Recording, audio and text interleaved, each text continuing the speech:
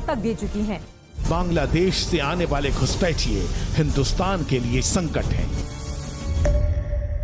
दिलवर हुसैन और तहसान रकूब ये दोनों भी इंडिया मेघालय के रूट से घुसे थे, जहां पर बेसिकली ये इलीगल इमिग्रेंट्स करीमगंज से मेघालय के बॉर्डर के थ्रू इंडिया आते हैं, फिर वहां से तुरंत आसाम, त्रिपुरा और नागालैंड चले जाते हैं एंड फाइनली कोलकाता पहुंचकर फेक डॉक्यूमेंट्स एक्रू करके वो वहां पर हमेशा नहीं रहते, बल्कि तुरंत दिल्ली या किसी साउथ इंडियन स्टेट में जाकर सेटल हो जाते हैं। दूसरा रूट है इनका त्रिपुरा वाला रूट, क्योंकि ये एरिया डेंसली फॉरेस्ट से कवर्ड है और इसीलिए इन एरियाज में इन्फिल्ट्रेशन काफी आसान हो जाता है। इनफैक्ट अभी पिछले महीने की बात है, 12 जुलाई को ही 10 इलीगल बांग्लादेशीज अरेस्ट हुए थे और जब पुलिस ने उन्हें पकड़कर इंटरोगेट किया तो पता चला कि त्रिपुरा के सोनममुरा इलाके में कुछ ऐसे एजेंट्स हैं जो सिर्फ 2500 रुपए में इन इलीगल इमिग्रेंट्स को ऊनाकोटी डिस्ट्रिक्ट से डायरेक्ट इंडिया में एंटर करवा रहे। और ये इन्फिल्ट्रेशन हर हफ्ते की बात है, आए दिन ऐसे केसेस न्यूज में आते रहते हैं। इनफैक्ट जिस 12 जुलाई के केसेस के बारे में मैंने आपको अभी बताया, ठीक उसी साल सेम रूट से 6 दिन पहले ही यानी कि 6 जुलाई को वहां से एंट्री करते हुए 25 म्यांमार के इलीगल इमिग्रेंट्स रोहिंग्यास को भी पकड़ा गया था। अब म्यांमार और बांग्लादेश के बॉर्डरिंग स्टेट्स को तो छोड़ो, बांग्लादेश से कई किलोमीटर दूर झारखंड तक सेफ नहीं है। वहां पर तो एक अलग ही गेम चल रहा है। एक्चुअली आज वहां की डेमोग्राफी इस हद तक बदल चुकी है कि अगर आप झारखंड के कई गांवों की महिला सरपंच और एमएलए को देखोगे ना, तो कई महिलाओं के हस्बैंड्स यही इलीगल बांग्लादेशी इमिग्रेंट्स हैं। आदिवासी लड़कियों को जबरदस्ती धर्मांतरण करके या शादी के माध्यम से जो बांग्लादेशी घुसपैठिए हैं वो जमीन भी हड़प रहे हैं, वो उनके साथ शादी भी कर रहे हैं, उनका धर्म परिवर्तन भी करा रहे हैं।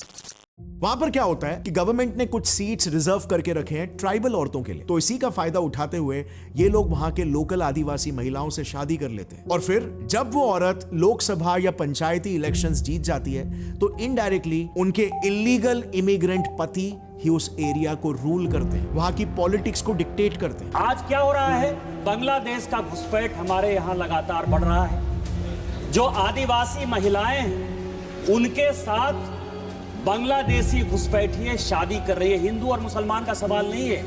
हमारे यहाँ जो लोकसभा का चुनाव लड़ती है महिला, आदिवासी कोटे से लड़ती हैं, उनके पति मुसलमान हैं। खुद झारखंड के एमपी निशिकांत दुबे जी ने पार्लियामेंट में ये बताया कि उनके यहाँ पर इलीगल माइग्रेशंस का नंबर लगातार बढ़ रहा है। सेम स्टेटमेंट था झारखंड के फर्स्ट सीएम बाबूलाल मरांडी जी का। उन्होंने तो इलेक्शन कमीशन से ही ये कंप्लेन कर दी थी कि झारखंड में कई एरियाज ऐसे हैं जहां पर इन्हीं इमिग्रेंट्स के फेक वोटर्स की संख्या 20% से 123% तक बढ़ चुकी है। अब 20% से लेकर के 123% मतदाता सूची में फर्जी तरीके से मतदाता के नाम वहां बढ़ाए गए।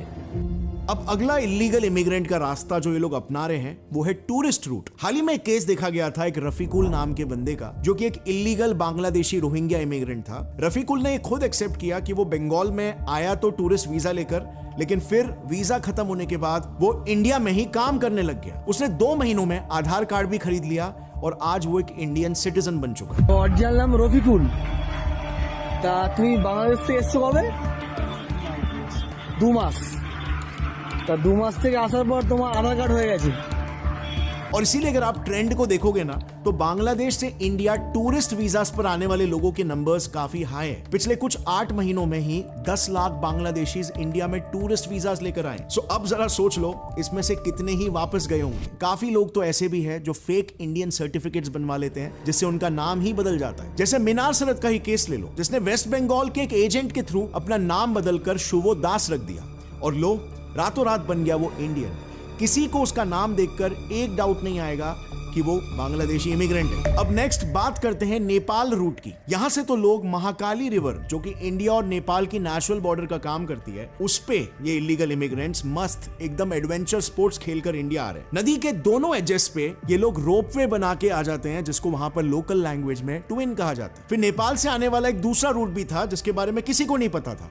इनफैक्ट एक नेदरलैंड्स की ब्लॉगर ने इसे डिस्कवर किया। उनका कहना था कि वो एक दिन नेपाल से इंडिया ट्रैवल कर रही थी, पर गलती से वो बिना पासपोर्ट पर इमिग्रेशन स्टैंप लिए इंडिया के एक बस में चढ़ गई और हफ्ते भर इंडिया में रही, लेकिन किसी ने भी उसका पासपोर्ट एक बार भी चेक नहीं किया। ये बताता है कि नेपाल पे हमारी सिक्योरिटी फोर्सेस कितने लीनियंटली चेकिंग कर रही है।